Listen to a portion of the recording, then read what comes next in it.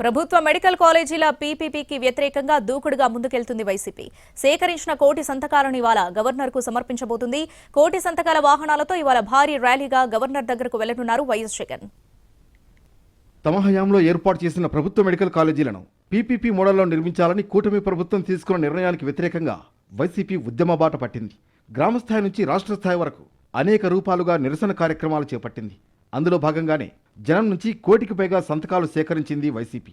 వీటిని గవర్నర్కు సమర్పించి పీపీపీ మోడల్ను అడ్డుకోవాలని కోరబోతున్నారు వైసీపీ అధినేత వైఎస్ జగన్. గవర్నర్కు కోటి సంతకాలు ఇవాళ సమర్పించబోతున్నారు. ప్రతి జిల్లాకు ఓ మెడికల్ కాలేజీ ఉండాలనే లక్ష్యంతో మంజూరు చేశారు వైఎస్ జగన్. 2024 ఎన్నికల్లో జగన్ ఓడిపోవడం, కూటమి ప్రభుత్వం అధికారంలోకి రావడంతో మెడికల్ కాలేజీల కాన్సెప్ట్ మారిపోయింది. నిధుల కొరత, సమర్థ నిర్వహణ పేరుతో కాలేజీలన్నింటినీ పీపీపీ మోడల్లో నిర్మించాలని నిర్ణయించి టెండర్లు కూడా పిలిచింది.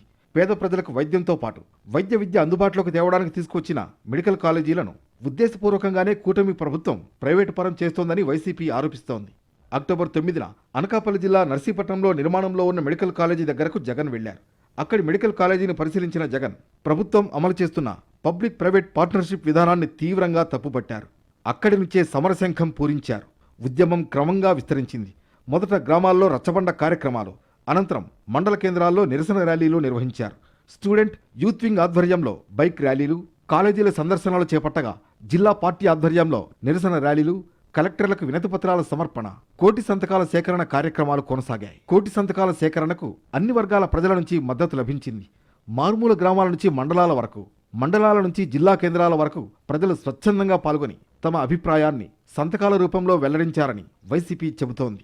కోటి సంతకాల ఉద్యమం ముగింపు సందర్భంగా సోమవారం రాష్ట్ర వ్యాప్తంగా 26 జిల్లా కేంద్రాల్లో వైసీపీ ఆధ్వర్యంలో భారీ ర్యాలీలు నిర్వహించారు. జిల్లా కేంద్రాల నుంచి వాహనాల ద్వారా సేకరించిన సంతకాల ప్రతులను తాడేపల్లిలోని పార్టీ కేంద్ర కార్యాలయానికి చేర్చారు. ఇవాళ గవర్నర్ను కలిసి ప్రజల అభిప్రాయాన్ని వివరించనున్నారు. ఉదయం 10 గంటలకు సంతకాల పత్రాలు నిండిన వాహనాలను పార్టీ కేంద్ర కార్యాలయం వద్ద జెండా ఊపి లోక్సభకు పంపనున్నారు జగన్. వాహనాలు పంపిన అనంతరం పార్టీకి చెందిన ఎమ్మెల్సీలు, ఎమ్మెల్యేలు, జిల్లాల అధ్యక్షులు, రీజనల్ కోఆర్డినేటర్లు, సీనియర్ నాయకులతో సమావేశమవుతారు. సాయంత్రం 4 గంటలకు కోటి సంతకాల ప్రతులతో గవర్నర్ను కలిసి పీపీపీ నిర్ణయాన్ని ఉపసంహరించుకునేలా ప్రభుత్వాన్ని ఆదేశించాలని కోరనున్నారు వైసీపీ అధినేత.